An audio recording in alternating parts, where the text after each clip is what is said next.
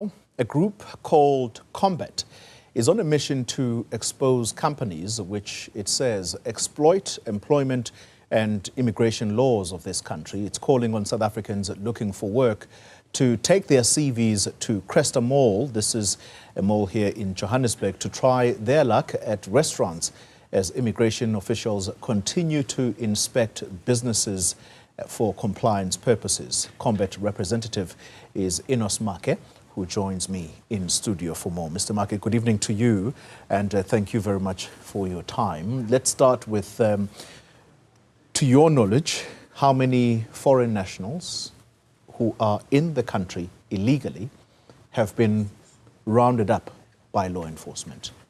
Good evening to the viewers, and then I just want to say it's quite a lot of foreign nationals that are illegal, and it is very sad that unfortunately they are not documented. Remember, an illegal person is somebody who jumps borders, and then you cannot document. But there's been a lot of arrests since last year, since we've started an operations.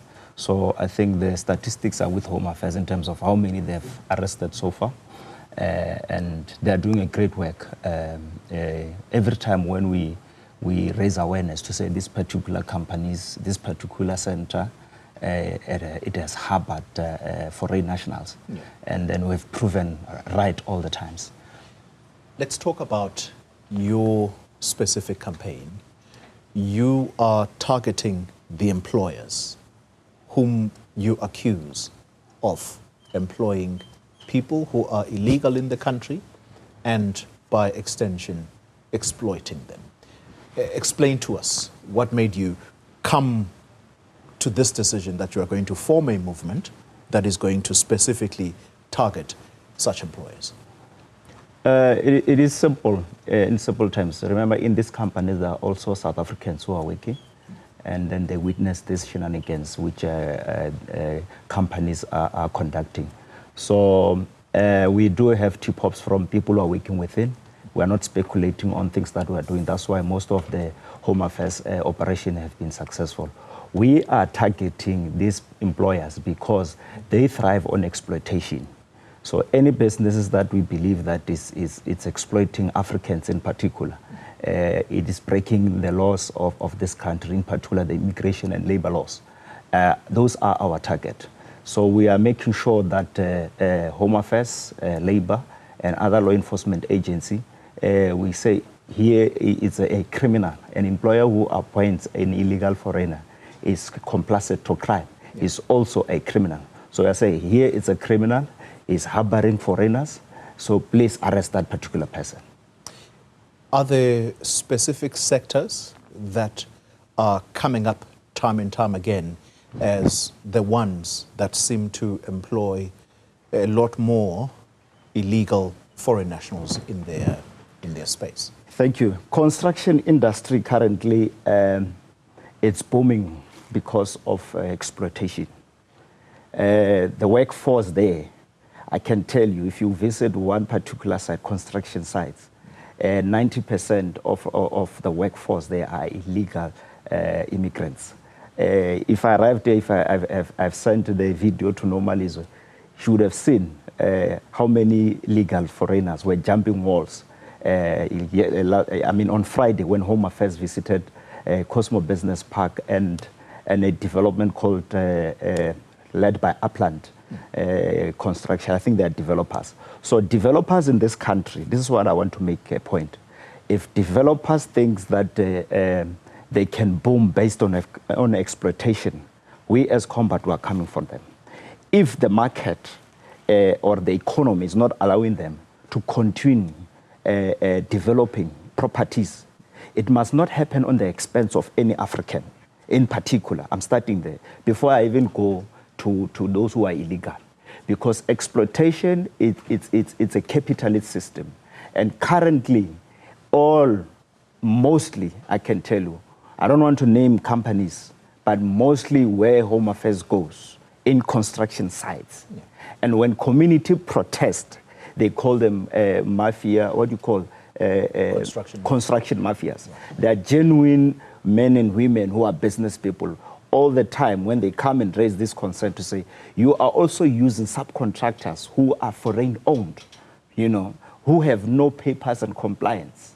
And when South Africans, businessmen and women come to those sites requesting to say, we are communities here, we want to participate, they are not forcing their hands. They will just simply say, can you assist us and also participate in the economy of this country?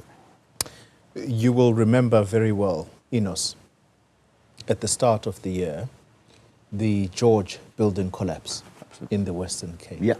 A number of foreign nationals who worked there as well. It was a very sad scene. Absolutely. I'd like to know from you what, as you direct law enforcement Yes. to target certain places, what is it that is done in respect of the employers? Because for us who see the end result, for example, you say you've shared videos. Nomalizo, the producer of this show, did indeed show us some of these videos, and all you see are people who are running away from the site because I guess they are wary that they may not necessarily have either documentation on them or they perhaps fear being held in a detention center for the weekend. What is done specifically by the authorities, or what kind of questions are asked by authorities of the actual employers? Because those are the people that should be the starting point, isn't it? I think there are regulations that guides how an official must conduct an operation. There are laws that if somebody breaks the law, it's either they fine or they imprison them. So, and I think that Home Affairs has got capacity to arrest these employers. For them to even continue breaking the law, it means Home Affairs needs to also harbor other law enforcement agency to muscle up their operations. Because many of the time, I think I was speaking to the newly branch of Cresta, an official there was also complaining that they don't have enough vehicles to even go and conduct some of these operations. So an operation needs to be properly planned, and construction site like that needs to be cycled. It needs to be cycled. It needs to be planned properly. You can't allow a situation where you come in, people just go in and out. It needs to be closed in. And also companies, they do this following also. Companies like in Cosmo Business Park, they now use these fellow Africans for night shifts, because knowing that Home Affairs operates from 9 hours during the day.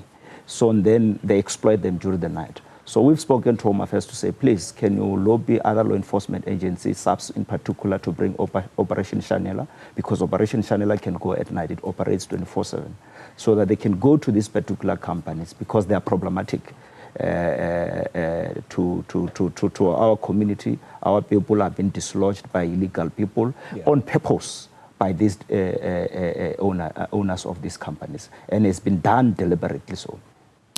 Final question, Enos. You call yourselves a protest movement for the marginalized and oppressed. And I read into that a movement with a conscience. Yes. How concerned are you about the well-being of the very Africans that say they are in South Africa illegally, yes, but it's not by choice. It's because of the circumstances back home. What do you know about their treatment when they are now in these transit centers, or should we call them detention centers? In my head, I have Lindela, and the environment there is not a pleasant one. Are you concerned about how they are treated whilst they are being processed to be taken back home? I haven't visited the centers, but I think every human being needs to be treated fairly as a human, and then I don't think they should be exposed to any deplorable conditions. However, I am concerned that even though they are desperate for some matters, currently in South Africa, we are overwhelmed. We have about 32% of unemployment. Around 60% are young people. So very soon we are going to see what is happening in Kenya. Because if the government does not tackle this issue of foreign nationals, including the issue of unemployment together, we are going to have a crisis in the country. So I'm saying the union building must brace for another ESCOM, but when we say the oppressed, we also include the young people. So we may venture one day and go and shut down the union building and mobilize all young people to make sure that the union building does not operate when 60% of young people are not employed. It is a crisis. It's not just something that we can talk about.